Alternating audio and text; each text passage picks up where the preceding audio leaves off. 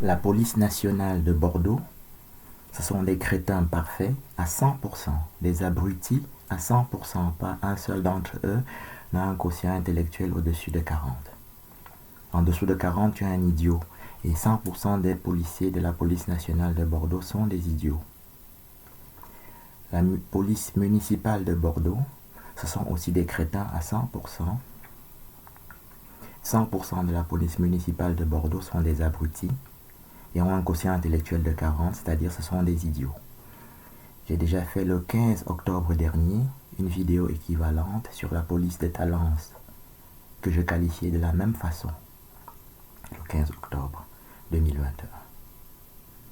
Avant cela, le 4 octobre, j'avais fait une vidéo entière de 1h13 sur François Molins, qui en outre d'être un idiot, c'est le procureur général à la Cour de cassation de Paris. Donc, procureur général à la Cour de cassation, ancien juge antiterroriste, qui a donc un quotient intellectuel d'idiot. J'avais fait une vidéo au total plus d'une heure pour expliquer avec pièces à l'appui. En plus de cela, c'est un pédophile ordinaire, comme le maire de Bordeaux qui dirige dans la fausse police municipale en particulier. Le commissaire divisionnaire de Bordeaux, lui aussi, est un abruti et un crétin et un idiot, en plus d'être un pédophile. Nous allons donc faire à nouveau une série de vidéos pour expliquer ces choses-là avec pièces à l'appui, en expliquant patiemment.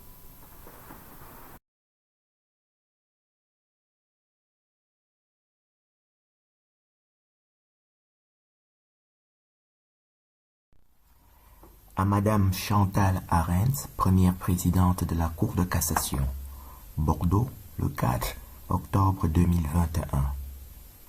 Requête en suspicion légitime, article 662 du Code de procédure pénale. Numéro 1. Le docteur Serge Tuech a été abusivement hospitalisé en psychiatrie à l'hôpital Charles Perrens et hôpital de Cadillac du 27 novembre 2014 au 1er décembre 2016. Sans cause ni fondement. Pièce numéro 1. Point. À la ligne. Cette séquestration empoisonnement du docteur Serge Tuech dans le but de faire disparaître ses travaux sur le territoire de Gaza est fait avec la complicité de 80 magistrats du tribunal judiciaire et de la Cour d'appel de Bordeaux, dont Madame la Première Présidente, et pour lesquels le Conseil supérieur de la magistrature est saisi le 20 juillet 2020. Pièce numéro 2. Point. À la ligne. Numéro 3.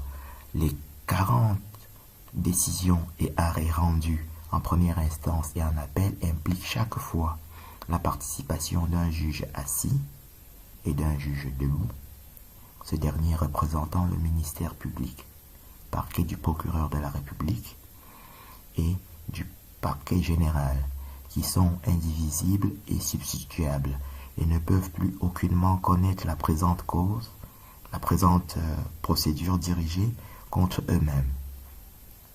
Il y a donc 40 magistrats judiciaires et 40 juges du parquet. 40 juges judiciaires et 40 juges du parquet.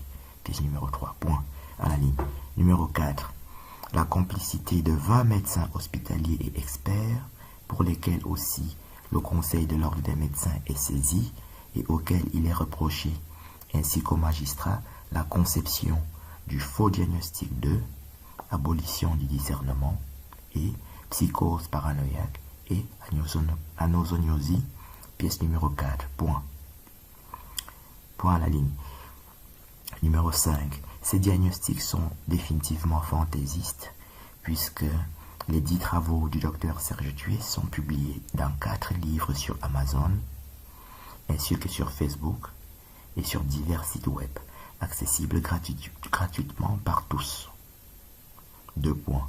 vk.com/tuech7 et vk.com/tuech10 et vk.com/tuech144. Point à la ligne. Numéro 6. La publication de 4 livres sur Amazon n'est pas possible en présence de ce triple diagnostic. Point à la ligne. Numéro 7. La faute reprochée aux 80 magistrats et 20 médecins hospitaliers et experts est donc manifeste et caractérisée. justifiant la présente action contre Madame la première présidente de la Cour d'appel de Bordeaux, saisie à 5 reprises de demandes en suspicion légitime. Pièces numéro 5 et 6. Point à la ligne. Numéro 8. Ces 80 magistrats ainsi que ces 20 médecins risquent la radiation ASI de la magistrature pour les premiers et la radiation ASI de l'ordre des médecins pour les seconds, ayant les uns et les autres commis la faute professionnelle la plus grave, tant dans la forme que dans le fond. Point à la ligne. Numéro 9. C'est dans ce contexte que le docteur Serge Tuèche reçoit des menaces de mort sur son téléphone portable de la part de la préfète de Gironde. Pièce numéro 7. Point à la ligne. Numéro 10. Ces 80 magistrats, dont la moitié du ministère public, ainsi que Madame la première présidente de la Cour d'appel de Bordeaux, sont aussi passibles d'un procès devant la Cour d'assises pour les 10 faits. Point à la ligne. Numéro 11. C'est ainsi que les correspondances écrites et téléphoniques du docteur Serge Tuèche sont interceptées et volées et détruites, y compris les requêtes à la Cour de cassation des 27 janvier 2020 et 20 juillet 2020 et 9 novembre 2020 et 22 mars 2021, pièce numéro 8. Point à la ligne. Numéro 12.